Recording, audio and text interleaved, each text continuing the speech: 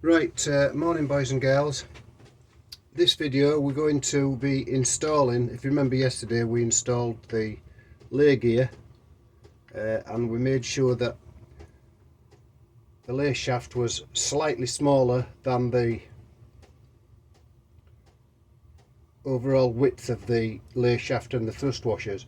The reason it is slightly smaller, it tells you to make it the same size as the thrust washers and the lay gear, but I've found that if you do that, it's a lot tighter to fit it in, and the thrust washers tend to get jammed in and they're difficult to maneuver at the end. So if you make it the width of the if you make it the actual width of the lay shaft, the lay gear, and then your thrust washers will slide down, and they'll slide down into those slots, and it'll make moving it back up and down a little bit easier. So I found that it's easier to make it narrower, but again, it's your choice if that's what you want to do it. Anyway, let's get on with installing the main shaft. Now, we know very well we've got this on here, we can't forget this, but we may forget a Jubilee clip later on. But anyway, let's go ahead. We've got this. So what we need to do is just make sure everything's moving freely. If you remember, we put our reverse idler in and our reverse idler shaft in. That's all lubricated up and it's sliding nicely on the reverse idler shaft. And remember to lock that nut in. That's a dowel nut that fits into the lay shaft. So remember, once you've got that in there, tighten that nut up. Now this job's a little bit fiddly because we've got to put the gear set in assembled, and it's not really heavy, but it's fairly heavy. And you don't want things falling off. So you've got to be aware that this end is not fastened on just at the moment. So this could possibly slide out, and you would lose your springs and your ball bearings inside there. So you've got to be guarded with this particular end. So then all we've got to do basically is we've got to feed our main shaft assembly, our gear set, into the end of the gearbox, in towards the rear of the gearbox. If you remember, this is where the tail shaft would fit. So we're feeding it in. So you've got to do a little bit of manoeuvring because it's a very tight fit. And you'll find that when you get down here, this thing wants to jam up and everything, but just persevere. Keep your fingers on the end of it here, so that and then you've got to feed it past the reverse idler. This is the difficult part. You need it. Just get that's it. She's in. Look, that's it. Then we've got to just slide that down like so. And that's our main cluster. Our main gear cluster is laying in the gearbox now. So that's laying in there nicely. Now, you can't get this in afterwards. You've got to put it in with this on. This will not fit in once you've got the main shaft assembled. You cannot get this synchro hub. It will not fit in. It's got to go in as one unit. It's all got to go in as one unit. The balk ring you can put in, because you can put it in at this end. You can get that through the end, where the first motion shaft goes, the input shaft goes.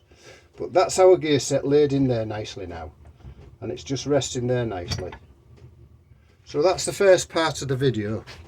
The next part of the video is we've got to slide. Obviously, don't forget to remove the when you're ready to start reassembling. Do not forget to remove the Jubilee clip if you've used a Jubilee clip, or the plastic tab. You can cut that off with a Stanley knife. And I'm going to show you then what we do to get on to the next stage. So I'll just pause the video for now. Right, if you notice, I've just cut the tab off the end of the cable tie. I haven't took the cable tie off. As you can see, I've just cut the tab on it just to just keep things together until we go on to the next stage. Now, what we need then, we need to get ourselves a little piece of steel. I've just covered this in duct tape, but it's a little piece of steel, because we need a little piece of steel, and it's got to drop down the back of the gearbox where your input first motion shaft comes in, and that's got to hold. As we pull this forward, that will sit into situ like so, and that will hold the main shaft when we come to tap the bearing on, or in my case press the bearing on. that will hold that. That will hold that in place. Now, what will happen if you're going to use a bearing press? You'll need to turn your gearbox up on its end, and this synchro hub will slide down. So you can do a couple of things. You can put yourself a cable tie around it so it keeps it in situ, or you can just put a piece of rag down there just so it keeps it all together.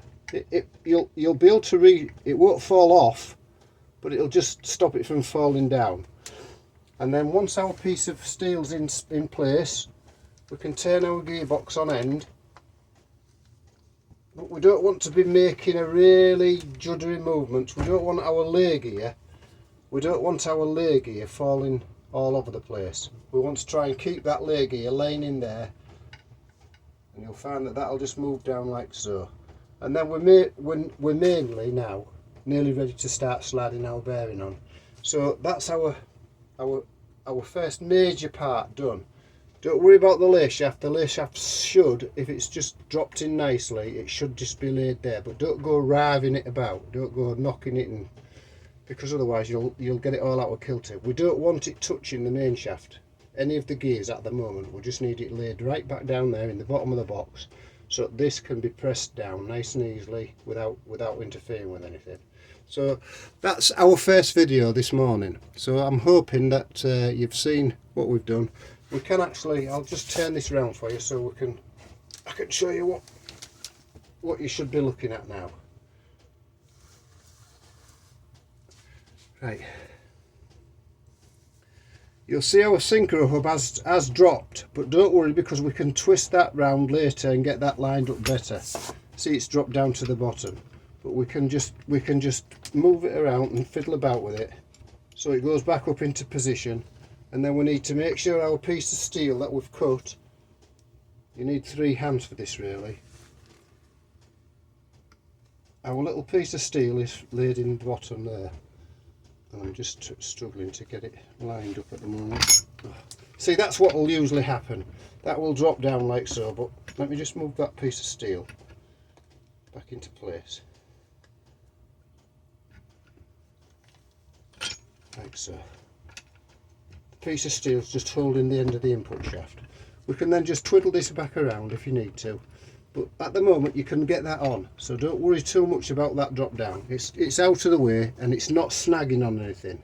We aren't snagging on the lay shaft, which is laid down there. So that's where we are at the moment. So be very careful that you're not disturbing this too much, because we don't want the hub springs splitting, and it shouldn't do. But just be aware that that's loose in the bottom now, and this is all loose. We're going to then remember to take at this point you would take off your Jubilee clip, or in my case you would take off your cable tie, because the bearing is then going to slide down over the main shaft, and we can slightly start tapping it into place. We can get a bear with me. We can get a suitable drift. It'll just tap down onto the bearing. This isn't the drift. This is just something else. But it was used on a different procedure. But yeah, you need to get yourself a suitable tube, or if you just gently tap your bearing out, you know, like you tapped it out when you first started, tap it back in nice and gently. So we'll come to that in the next part of the build. So hope you've enjoyed this video. Thanks.